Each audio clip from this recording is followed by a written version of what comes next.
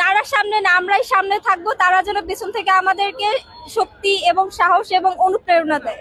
24-এর আগে যে জিনিসটা দেখেছি, গেস্ট রুম, গণরুম কালচার, এই কালচারটা যেন কখনো আর ব্যাক না করে। তারা যেন সবসময় এই কালচারটার বিরুদ্ধে তাদের অবস্থানটা শক্ত রাখে।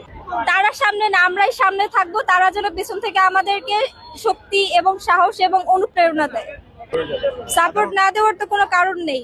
আমরা প্রত্যেকটা শিক্ষার্থী চাই, আমরা বাসা থেকে দূরে আসছি, মা বাবা পরিবার ছেড়ে এই ক্যাম্পাসে এসেছি একটাই উদ্দেশ্য, আমরা যেন নিজেদেরকে ভালো মানুষ হিসেবে, দেশের জন্য সম্পদ হিসেবে গড়ে তুলতে পারি। ক্যাম্পাস এসে যদি আমাকে রাজনৈতিক মিছিল মিটিং এ যাওয়ার জন্য চাপ দেওয়া হয়, আমার পড়াশোনার যদি ব্যাঘাত ঘটে, সেটা তো কোনোভাবেই কাম্য না।